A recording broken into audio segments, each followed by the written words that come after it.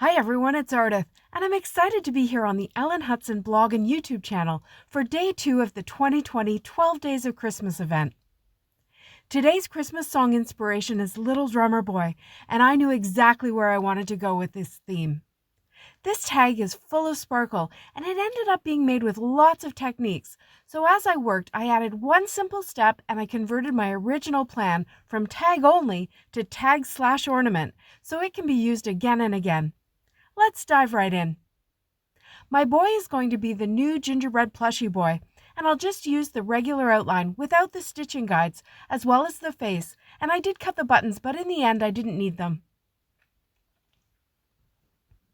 My drum is coming from the 12 Days die set, which is a huge set with multiple dies for each day, right from the partridge to the 12 drummers.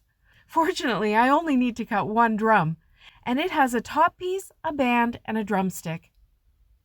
To start, I'm going to make my gingerbread, and I'm going to use Neenah 110-pound cardstock so that my tag is nice and sturdy. My recipe for gingerbread cardstock is simply 2 shades of Catherine Pooler ink. I start with Over Coffee, which is a mid-tone brown, and I go direct to paper with my ink pad, until I realize that this ink pad really needs to be re-inked. Re-inking is an easy and quick process.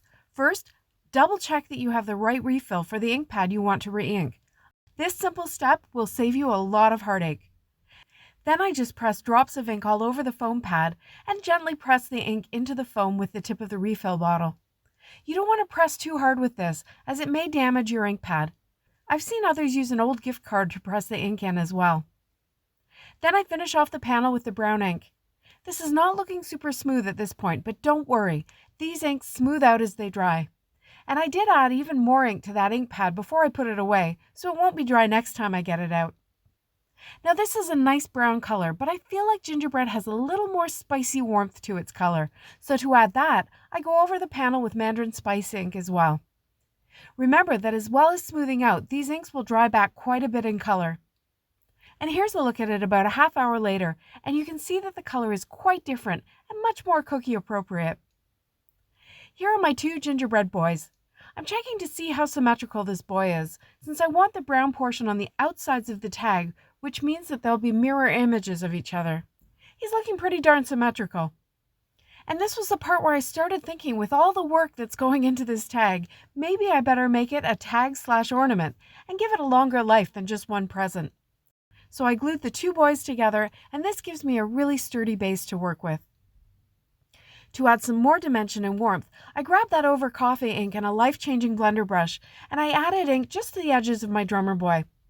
I've been using those big Altenew blending brushes a lot lately, but this smaller brush gives me the precision I need to get into those curves and only add ink to the very edges.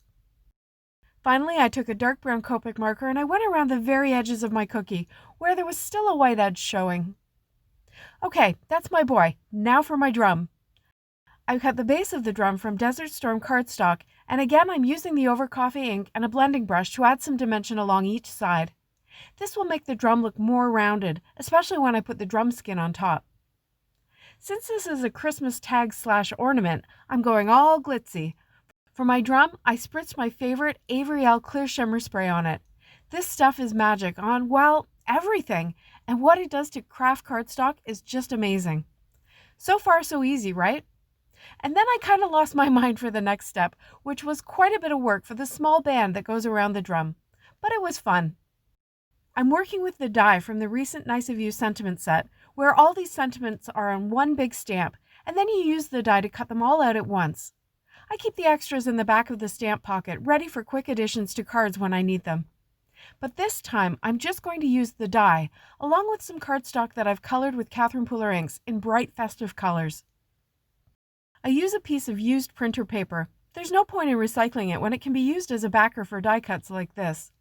This is the same idea as using strips of cardstock to create a pattern, but what I like about this die is that the strips are different sizes, so you can create more of a mosaic look.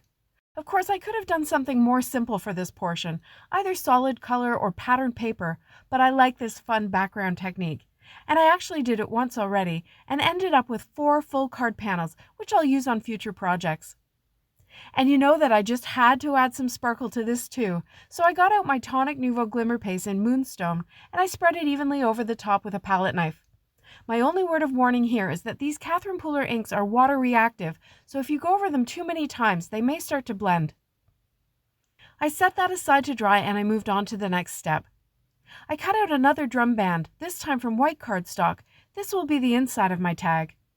I got out the new Warm Wishes stamp set and I lined up the to and from stamps right in the center of the die cut, and I picked them up on my Misty door and I stamped them with VersaFine ink.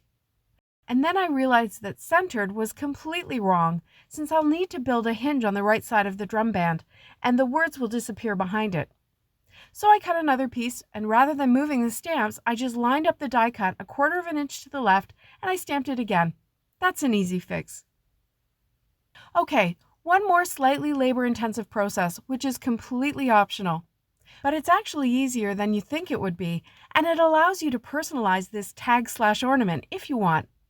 I chose the word Mary and I cut it 3 times from the Tall and Skinny Alpha, twice from white cardstock, and once from a dark gray glitter cardstock from Concord and Ninth. Even though these letters are so narrow and spindly, they're remarkably easy to layer up.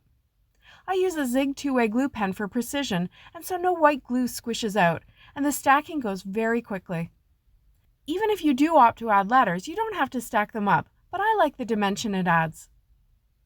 Now finally, we're ready for assembly. I've got all my pieces, including a white glittery drum top and some gold drumsticks, cut from the same pad of Concord and Ninth glitter cardstock. First, I'm going to assemble the tag portion of the drum. I've scored lines on the top and the back of the band die cuts, and that 1/4 inch area will become the hinge of the tag. I add the drum top to the drum base, and it's starting to look really dimensional. I did consider turning it to be a bass drum, but my tag would be going the wrong way, and plus I would need completely different drumsticks. Next, I glue the letters to the front of the tag. This time I am using my Nouveau liquid glue, even though it may squish out a bit.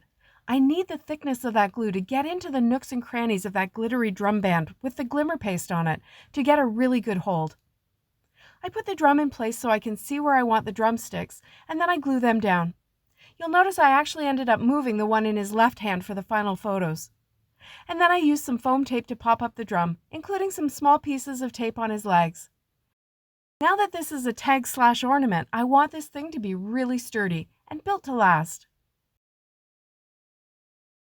To finish him off, I moved the one drumstick, and then I punched a hole at the top, and I threaded some lawn fawn twine through for easy hanging on a present and a Christmas tree. The tag opens, but it can easily be taped down once it's finished being a tag, and it transforms to an ornament. And I took a photo of his back to show he's got a surprise there, which is just another quick way to personalize this and make his back look almost as good as his front. I colored the back of his drumstick with a Copic marker, and notice there's no tape showing. Taking just a little bit of care makes him a 360-degree superstar. I hope you enjoyed this video and are following along with the 12 Tags event. Each day there will be new inspiration from the design ambassadors, and there's a place to link up for a chance to win. Thanks so much for watching. See you next time.